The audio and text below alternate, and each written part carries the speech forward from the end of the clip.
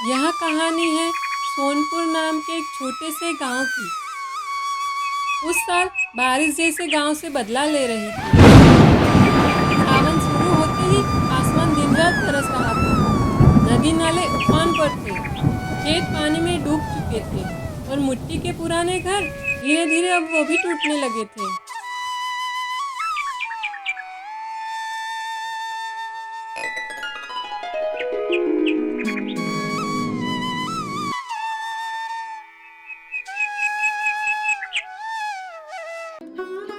गांव के किनारे बने एक पुराने घर में हरिदास और उसकी पत्नी गौरी चिंता में बैठे थे।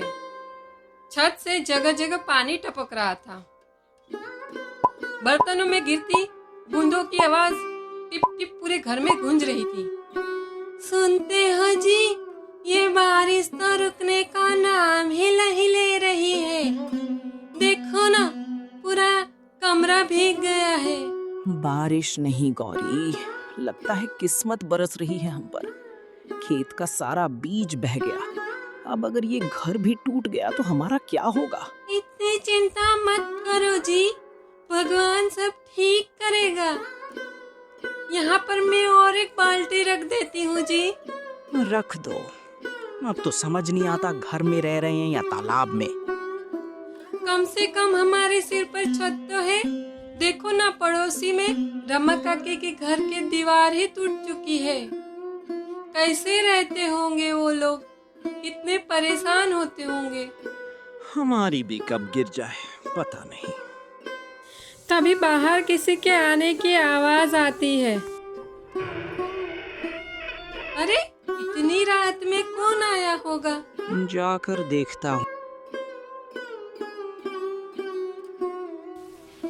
दरवाजा खुलते ही दो भीगे हुए लोग दिखाई देते हैं। उन्हें देखकर गौरी खुश हो जाती है। अरे भैया आप?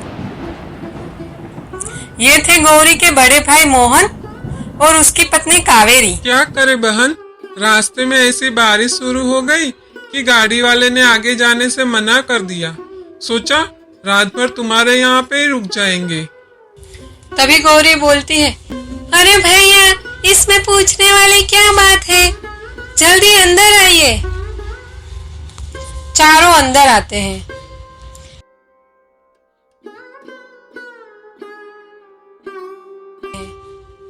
कावेरी चारों ओर टपकती छत देखकर थोड़ा असहज हो जाती है और कावेरी बोलती है, अरे बाप रे बाप, यहाँ तो हर जगह पानी गिर रहा है। हरिदास को उसकी बात अच्छी नहीं लगती है। लगता है शहर की आदत अभी तक गई नहीं। पुराना घर है भाभी, बारिश में ऐसा हो ही जाता है। पानी टपक रहा है। तभी मोहन बोलता है, कोई बात नहीं, मुसीबत में छत मिल जाए वही बहुत बड़ी बात होती है। गौरी चूल्हे की तरफ जाती है। मैं गरम दाल चावल बनाती हूँ। ठंडी है ना, तो गर्मा गर्म दाल चावल अच्छे लगेंगे। अरे दीदी, दाल चावल बना के गर्मा गर्म पकोड़े बनाते तो अच्छा लगता। तब गौरी का बोलती है, भाभी आज बेसन नहीं है घर में, इसीलिए दाल चावल बना रही हूँ। हरिदास पत्नी को एक तरफ ले जाता है। देखा, हालत हमारी खराब है और इन्हें पकोड़ा खाना है। छोड़ो ना, शहर में रहने वालों की आदत अलग होती है जी। अगली सुबह बारिश पहले से तेज थी और गौरी आंगन में पानी निकाल रही थी। तभी पड़ोसन जमुना काकी दीवार के पास आई। जमुना काकी बोलती है, सुनो है, तेरे रिश्तेदार आए हैं। गौरी? हाँ काकी, बारिश में फंस गए थे ना, इसलिए आए हैं। मेरे भाई और भाभी हैं। तभी जमुना काकी धीरे से बोलती है, बेटी संभाल के रहना, मैंने सुना है तुम्हारा भाई शहर में बहुत कर्जे में डूबा है। नहीं काकी, मेरे भैया ऐसे नहीं है। जमुना काकी बोलती है, दुनिया पैसे आने पर बदल जाती है, घर के पैसे गहने संभाल कर रखना। यह कहकर वह चली जाती है। उसकी बातें सुनकर गौरी के मन में डर भर जाता है। कुछ देर बाद गौरी देखती है कि मोहन घर के पीछे वाली दीवार के पास कुछ ढूंढ रहा है। गौरी घबरा जाती है। भैया भैया आप यहाँ पर क्या कर रहे हो? कुछ नहीं बहन, कुछ नहीं कर रहा था मैं, बस यहाँ पुराने घर को देख रहा था।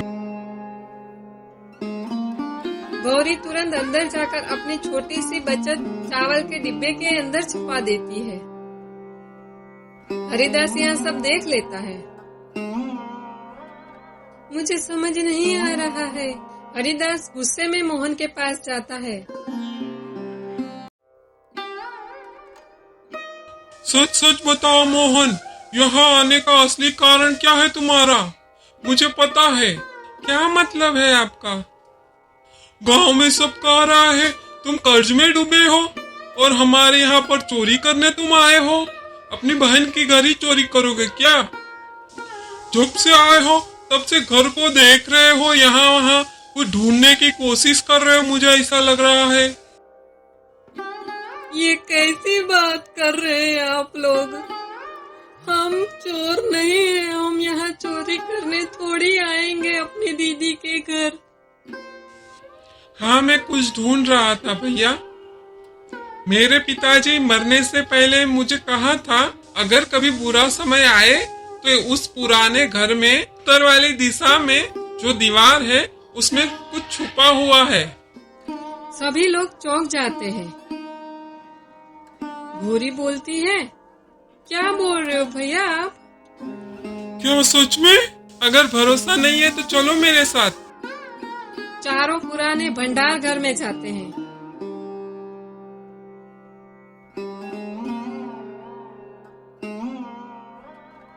मोहन दीवार की तस्वीर ईंट की तरफ इशारा करता है। हरिदास ईंट हटाता है। अंदर से एक खजाना जैसे निकलता है। पिटारा खोलते ही सबकी आंखें चौंक जाती है। उसमें सोने के पुराने सिक्के और मोतियों और हार थे। हरिदास शर्म से सिर झुका लेता है। देखा भैया, मैं चोर नहीं हूँ भैया, मुझे माफ कर दो मोहन। मैंने लोगों की बातों में आकर तुम पे बहुत शक कर दिया है। गौरी भी बोलती है, भाभी हमें माफ कर दीजिए। भाभी हमसे बहुत बड़ी गलती की कि आप पर शक किया। भाभी भैया हमें माफ कर दीजिए। तभी कावेरी बोलती है, अरे नहीं नहीं, हालात ही ऐसे थे तो आपको हम पर शक हुआ दीदी, उसमें कोई बात नहीं। इस खजाने में तुम्हारा भी हिस्सा है बहन। नहीं भैया नहीं, ये तुम्हारे परिवार की अमानत है, हमारी नहीं है मोहन। नहीं भैया नहीं, हमें कोई खजाना नहीं चाहिए भैया। ये सब आपका ही है भैया, हमारा नहीं है। पिताजी की अमानत आपके लिए ही होती है। अमानत सिर्फ सोना नहीं होती, रिश्ते भी होती है भैया। उस बरसात ने सिर्फ गांव को ही नहीं भिगोया, उसने रिश्तों पर जमी गलतफहमी भी दूर कर दी थी। मोहन ने उस धन से अपना कर्ज चुकाया और हरिदास का टूटा हुआ घर भी ठीक करवाया। धीरे धीरे दोनों परिवार फिर से एक हो गए। लेकिन जमुना काकी को आज भी ये बात समझ नहीं आई कि रिश्ते शक से नहीं विश्वास से चलते हैं।